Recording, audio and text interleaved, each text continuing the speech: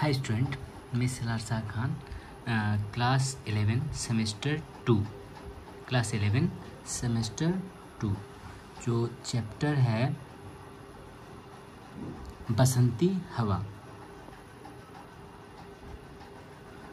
बसंती हवा तो सेमेस्टर 2 का ही है, लेसन 1 बसंती हवा हिंदी वेस्ट बंगाल बोर्ड। तो बसंती हवा चैप्टर का जो है लाइन है, मतलब कविता है।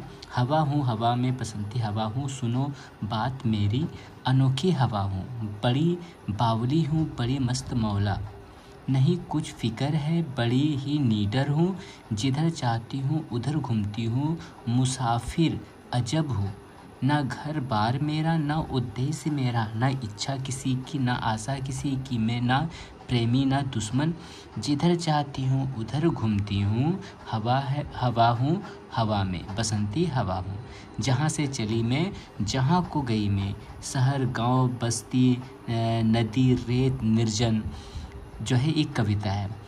हरे खेत पोखर झुलाती चली में, घुमाती चली में, हवा हूँ हवा में बसंती हवा हूँ, चढ़ी पेड़ पहुआ थपा थप थपा थप मचाया, गिरी थम से फिर चढ़ी आम ऊपर उसे भी झकोरा, किया कान में कू उतर कर भगी में, हरे खेत पहुँची वहाँ गेहूँओं में लहर खूब मारी, पहर दो पहर क्या अनेकों पहर तक इसी में रही मैं, खड़ी देख असली लिए शीश कलसी, मुझे खूब सूझी हिलाया झुलाया, गिरी पर ना कलसी, इसी हार को पा हिलाई ना सरसों झुलाई ना सरसों, हवा हूँ हवा में बसंती हवा हूँ। ये कविता है। एक कविता से ही मुझे मतलब यहाँ पे दिया है और भी एक लाइन, मुझे देखते ही अरहरी लजाई मनाया, ना माने उसे भी न छोड़ा, पथिक आ रहा था उसी पर ढकेला, हंसी जोर से मैं हंसी सब दिशाएं हंसे लहलहाते हरे खेत सारे, हंसी चमचमाती भरी धूप प्यारी बसंती हवा हूँ मैं, बसंती सृष्टि हंसी सृष्टि सारी, हवा हूँ हवा में बसंती हवा हूँ। तो कविता का ही ये लाइन है, लाइन का ही स्पष्ट व्याख्या दिया है, जिस लाइन का मतलब यहाँ पे दिया है। पहला लाइन का मतलब यहाँ पे है, कवि का कहना है कि बसंती ऋतु में चलने वाली हवा स्वयं ही अपना परिचय दे रही है। वह कहती है कि मैं बसंती हवा हूँ, मेरी बात सुनो। वह कहती है कि मैं विचित्र और पगली हूँ, मैं बेपरवाह और बेफिक्र हूँ, मैं किसी से डरती नहीं हूँ, अतः जिधर जाना चाहती हूँ उधर चली जाती हूँ। वह कहती है कि मैं विचित्र प्रकार की यात्री हूँ, मतलब हवा जो है, हवा का कोई चिंता नहीं है, कोई डर नहीं है, कोई फिक्र नहीं है, वो जहाँ मन वहाँ जो है वो इधर उधर जो है चलती रहती है। इसका मतलब ये बोलना चाहता था कवि।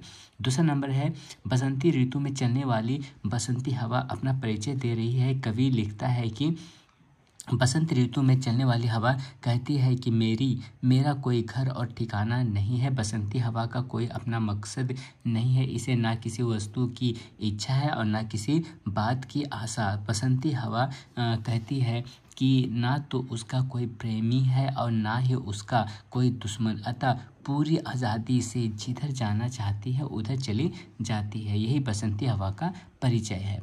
तीसरा नंबर है, कवि लिखता है कि बसंत ऋतु में चलने वाली हवा अपना परिचय देते हुए बताती है कि जहाँ से वह चलती है अथवा जहाँ भी जाती है, शहर गांव बस्ती हरे खेत तथा पोखर आदि सबको वह झुलाती और झुमाती आती है। यही उस हवा का परिचय है जो वसंत ऋतु में बहती है। वसंत ऋतु में फसलें हरी होती है और फूल खिलते हैं, अतः थोड़ी सी हवा से भी झूम उठते हैं। 4 नंबर है, कवि लिखता है कि वसंत ऋतु में चलने वाली हवा अपना परिचय देती है, साथ है वह बसंत ऋतु का प्रकृति चित्रण भी करती है। बसंती हवा स्वयं बताती है कि वह महुए के पेड़ पर चढ़ती है। इस ऋतु में महुए को फल फूल लगते हैं। महुए के पेड़ को अच्छी तरह हिलाकर पर पहुँचती है और वह ध्वनि करती है। उसके बाद गेहूं के खेतों में पहुँचती और काफ़ी समय उन खेतों को झुलाती है। यादी रहे कि इस ऋतु में गेहूं के खेत भी तैयार हो जाते हैं। इसके बाद बसंती हवा अलसी के पौधों के पास पहुंचती है। अलसी के फल गोल और शंकु के आकार के होते हैं, जो पौधे के ऊपर उल्टे लगते हैं, मानो कोई स्त्री माथे पर कलसी लिए खड़ी हो। बसंती हवा अलसी के पेड़ों को खूब हिलाती है, किंतु अलसी के कलसी जैसे फल नहीं गिरते। बसंती हवा इसे अपना हार समझती है। इससे निरुत्साहित होकर वह अब ना सरसों के पौधों को हिलाती है और न झुलाती है। यही बसंत में चलने वाली हवा का परिचय है। बसंती हवा के माध्यम से कवि ने बताया है कि किस प्रकार बसंत ऋतु में महुए और आम के वृक्षों को फल फूल लग जाते हैं। गेहूं, सरसों और अलसी के खेत लहलहाने लगते हैं। 5 नंबर है, बसंती हवा अपना परिचय दे रहे हैं। उसी के माध्यम से कवि बसंत ऋतु का प्रकृति चित्रण करता है। बसंत ऋतु में अरहर के पौधे भी बड़े हो जाते हैं। हवा चलने से वे भी झुकते हैं। बसंती हवा कहती है कि उसे देखकर अरहर लजा गई है। उसे हवा जैसे मनाती है। हवा के चलने से पौधे ऊंचे नीचे होते हैं। बसंती हवा पथिक से टकराई। कवि बसंती में सब कुछ हरा भरा और सुखद होता है। हवा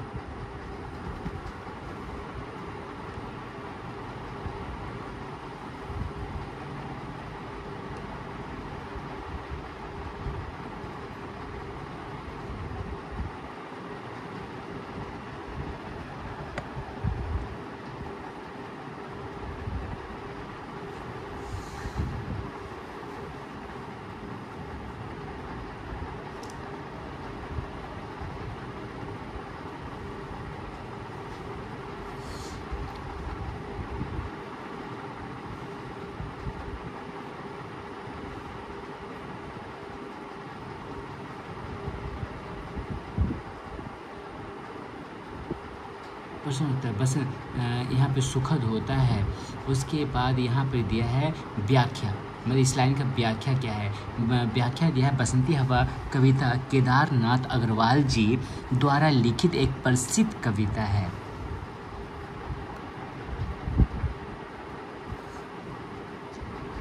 प्रसिद्ध कविता है। इस कविता में कवि ने बसंत ऋतु में चलने वाली बसंती हवा का परिचय दिया है और उसके माध्यम से ही बसंत ऋतु के समय का प्रकृति चित्रण किया है। बसंती हवा बहुत ही बेपरवाह और लापरवाह है। वह किसी से डरती नहीं है। वह जिधर भी जाना चाहती है वहीं अपनी मर्जी से चली जाती है। हवा शहर, गांव, बस्ती, हरे खेत एवं पोखर आदि में वह घूमती और झुलाती है। वह महुए के पेड़ पर चढ़ती है। हर्ष उर्स हिलाकर आम के पेड़ों, गेहूं के खेतों में पहुंचती है। वह अलसी के पौधों को भी खूब हिलाती है, किंतु अलसी के फल नहीं गिरते हैं, जिसे वह अपनी मन मान लेती है। हवा को देखकर अरहर लजा जाती है। बसंती के मौसम में सब कुछ हरा भरा और सुखद होता है। बसंती हवा भी खुश है और प्रकृति भी खुश है। इन सभी को देखकर मनुष्य का हृदय भी पुलकित हो जाता है। कवि परिचय। अब हम यहाँ कवि के बारे में समझेंगे कि पहला क्वेश्चन है, केदारनाथ अग्रवाल का जन्म कब और कहाँ हुआ था। तो केदारनाथ अग्रवाल का जन्म 1 अप्रैल 1911 ईस्वी को उत्तर प्रदेश में के बांदा नगर के कमासीन गांव में हुआ था। 2 नंबर क्वेश्चन है, केदारनाथ अग्रवाल के पिताजी का क्या नाम था। केदारनाथ अग्रवाल के पिताजी का नाम हनुमान प्रसाद अग्रवाल था। 3 नंबर क्वेश्चन है, केदारनाथ अग्रवाल की माताजी का नाम क्या था। केदारनाथ अग्रवाल की माताजी का नाम घसीटो देवी था। 4 नंबर क्वेश्चन, केदारनाथ अग्रवाल की प्रारंभिक शिक्षा कहाँ हुई थी? केदारनाथ अग्रवाल की प्रारंभिक शिक्षा कमासीन गांव में हुई। केदारनाथ अग्रवाल की काव्य यात्रा की शुरुआत किस वर्ष से मानी जाती है? तो केदारनाथ अग्रवाल की काव्य यात्रा की शुरुआत लगभग 1930 से मानी जाती है। केदारनाथ अग्रवाल किस विचारधारा से प्रभावित थे? केदारनाथ अग्रवाल मार्क्सवादी विचारधारा से प्रभावित थे। केदारनाथ अग्रवाल की कविता में किस वर्ग की संवेदना दिखाई पड़ती है? केदारनाथ अग्रवाल की कविता में जनसाधारण के जीवन की गहरी और व्यापक संवेदना दिखाई पड़ती है। केदारनाथ अग्रवाल के काव्य का मुख्य पहलू क्या है? केदारनाथ अग्रवाल के काव्य का मुख्य पहलू मिट्टी की सौंधी खुशबू और गांव का उन्मुक्त वातावरण है। केदारनाथ अग्रवाल की प्रमुख कृतियों में से 2 के नाम बताओ। युग की गंगा और पंख और पतवार उनकी प्रमुख कृतियां हैं। केदारनाथ अग्रवाल को साहित्य अकादमी पुरस्कार किस कृति के लिए मिला? केदारनाथ अग्रवाल को अपूर्वा के लिए 1986 का साहित्य अकादमी पुरस्कार मिला। 11 नंबर क्वेश्चन है, केदारनाथ अग्रवाल की कौन सी कृति सोवियत लैंड नेहरू पुरस्कार से सम्मानित हुई? उनकी कृति फूल नहीं रंग बोलते हैं सोवियत लैंड नेहरू पुरस्कार से सम्मानित हुई।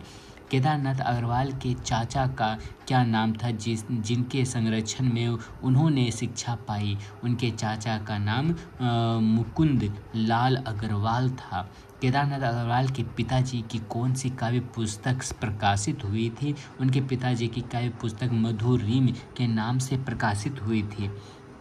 नेक्स्ट क्वेश्चन है, केदारनाथ अग्रवाल की मृत्यु कब हुई थी? केदारनाथ अग्रवाल की मृत्यु 22 जून 2000 को हुई। केदारनाथ अग्रवाल की एक और प्रमुख काव्य संग्रह का नाम बताइए। उनका एक अन्य प्रमुख काव्य संग्रह जमुन जल तुम है। अब यहाँ शॉर्ट टाइप क्वेश्चन है, बसंती हवा के बारे में कवि क्या कहता है? तो कवि कहता है कि बसंती हवा बेपरवाह और लापरवाह है, उसे किसी से डर नहीं लगता और वह अपनी मर्जी से जहाँ चाहती है वहाँ चली जाती है। बसंती हवा अपने बारे में क्या कहती है? बसंती हवा कहती है कि उसका कोई घर या ठिकाना नहीं है, उसे किसी वस्तु की इच्छा या किसी बात की आशा नहीं है, ना तो उसका कोई प्रेमी है ना कोई दुश्मन है। बसंती हवा किस प्रकार से शहर गांव और खेतों में जाती है? बसंती हवा शहर गांव बस्ती हर एक खेत और पोखर में घूमती है और उन्हें झुलाती और झुमाती है। बसंती हवा का महुए के पेड़ पर क्या प्रभाव पड़ता है? बसंती हवा महुए के पेड़ पर चढ़कर उसे हिलाती है, जिससे महुए के पेड़ पर लगे फल और फूल झूलने लगते हैं। 5 नंबर क्वेश्चन है, बसंती हवा का गेहूं के खेतों पर क्या असर होता है? बसंती हवा गेहूं के खेतों में पहुंचकर उन्हें हिलाती है और इस समय गेहूं की फसल भी तैयार हो जाती है। अलसी के पौधे पर बसंती हवा की हार क्यों होती है? अलसी के पौधे पर बसंती हवा की हार इसलिए होती है क्योंकि वह उन्हें हिलाने पर भी अलसी के कलसी जैसे फल नहीं गिरते हैं। 7 नंबर क्वेश्चन है, अरहर के पौधे का बसंती हवा को देखकर क्या हाल होता है? तो अरहर के पौधे बसंती हवा को देखकर लजा जाती है और हवा उन्हें मनाने का प्रयास करती है।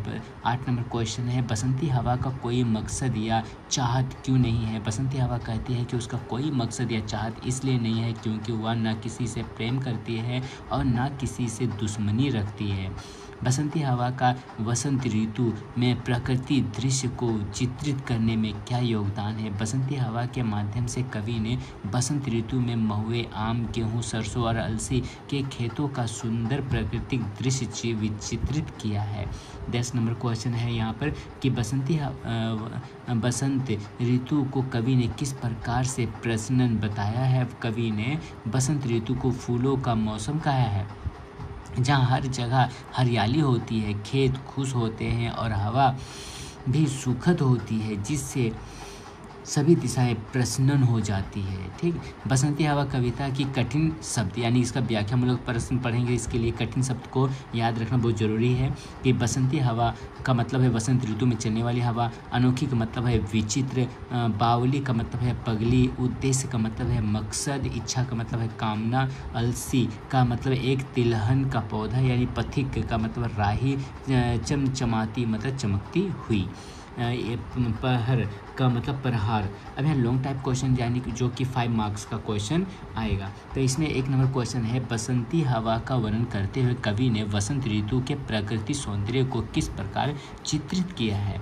तो यहाँ पे आंसर है, इस प्रश्न में उत्तर देते समय बसंती हवा के माध्यम से वसंत ऋतु में होने वाले प्राकृतिक परिवर्तनों का वर्णन करना चाहती है, जैसे कि महुए और आम के पेड़ों पर फल फूल लगते हैं, गेहूं और अलसी के खेत लहलहाते हैं और अरहर के पौधे लजाते हैं। साथ ही यह बताना चाहिए कि किस प्रकार हवा सब कुछ झुलाती है और प्रकृति को जीवंत करती है। इन प्राकृतिक दृश्यों से कवि ने वसंत ऋतु के सौंदर्य का सुंदर चित्रण किया है। सेकेंड नंबर क्वेश्चन है, बसंती हवा का अलसी के पौधे से हिलाने पर भी उनके फल ना गिरने पर हार मान लेना क्या दर्शाता है, इसका महत्व समझाइए। इस ऋतु में बसंती हवा और अलसी के पौधे के बीच हुई घटना का विश्लेषण करना चाहती है। बसंती हवा का अलसी के पौधों को हिलाना और उनके फल न गिरने पर हार मान लेना यह दिखाता है कि हवा कभी कभी अपनी शक्तियों को भी असमर्थ महसूस करती है। यह घटना प्रतीकात्मक रूप से दिखाती है कि हर वस्तु या व्यक्ति के सामने प्रकृति की सीमाएं होती है, चाहे वह कितनी भी शक्तिशाली क्यों ना हो। 3 नंबर क्वेश्चन है, कवि के दृष्टिकोण से बसंती हवा के व्यक्तित्व और स्वभाव का वर्णन कीजिए। इस प्रश्न में उत्तर देने के लिए बसंती हवा के व्यक्तित्व के विभिन्न पहलुओं पर चर्चा करें, जैसे कि हवा का बेपरवाह और लापरवाह होना, उसका किसी से ना डरना और जहाँ चाहे वहाँ जाने की उसकी आज़ादी, हवा का अपनी स्वतंत्रता को महत्व देना और अपनी किसी भी मकसद या इच्छाओं से मुक्त होना उसके स्वभाव को दर्शाता है। यह बसंती हवा को एक आज़ाद और स्वतंत्र सत्ता के रूप में प्रस्तुत करता है। 4 नंबर क्वेश्चन है, बसंती हवा के माध्यम से कवि ने किस प्रकार वसंत ऋतु का व्यापक चित्रण किया है। तो इस प्रश्न में बसंती हवा के माध्यम से कवि ने जो वसंत ऋतु का चित्रण किया है उसे विस्तार से लिखे, जैसे कि हवा का महुए और आम के पेड़ों पर चढ़ना, गेहूं और अलसी के खेतों में जाना, अरहर के पौधों को झुलाना और शहर गांव बस्ती आदि में झूमते हुए गुजरना। बसंती हवा के द्वारा ऋतु के सभी प्रमुख प्राकृतिक दृश्यों का वर्णन किया गया है, जो बसंत ऋतु के सौंदर्य और उसकी जीवंतता को दर्शाता है।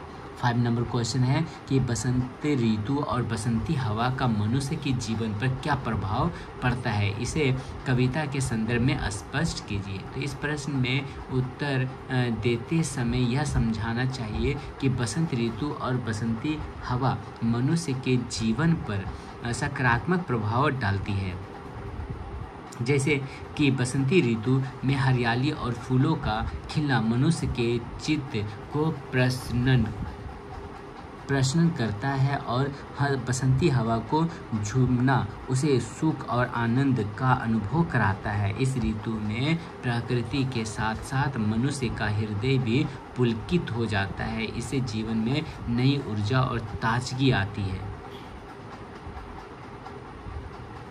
तो इस तरह से जो है ये लॉन्ग क्वेश्चन जो है कंप्लीट हो गया, और यानी कि बसंती हवा जो चैप्टर है इस तरह से ये एक चैप्टर जो है कंप्लीट हो गया, जो इसमें शॉर्ट क्वेश्चन भी है और लॉन्ग क्वेश्चन भी है। तो सेमेस्टर 2 का जो है हिंदी बसंती हवा ये आज यहाँ तक कंप्लीट हो गया। नेक्स्ट वीडियो जो है नेक्स्ट चैप्टर के लिए आएंगे। अगर आप लोगों ने पॉलिटिकल या हिस्ट्री का वीडियो नहीं देखा है तो आप लोग मेरे लिंक पे जा करके पॉलिटिकल और हिस्ट्री का नोट्स भी देख लिया, ऐसे नोट डाउन कर ले या इसके स्क्रीनशॉट कर ले। इसी तरह हिंदी का भी ये चैप्टर को स्क्रीनशॉट या अच्छा से याद कर ले, एग्ज़ाम के लिए बहुत ही इंपॉर्टेंट क्वेश्चन है। अगर आप लोगों को किसी भी तरह कोई भी सब्जेक्ट का आपको PDF चाहिए तो मुझे कमेंट में बोले और अपना व्हाट्सएप नंबर दे दें, तो क्या होगा आपको इस तरह का मतलब कोई भी सब्जेक्ट का PDF जो है आप लोग को दे दिया जाएगा, जिसके कारण आप लोगों को याद करने में सुविधा होगा। तो आज के लिए वीडियो यहीं पर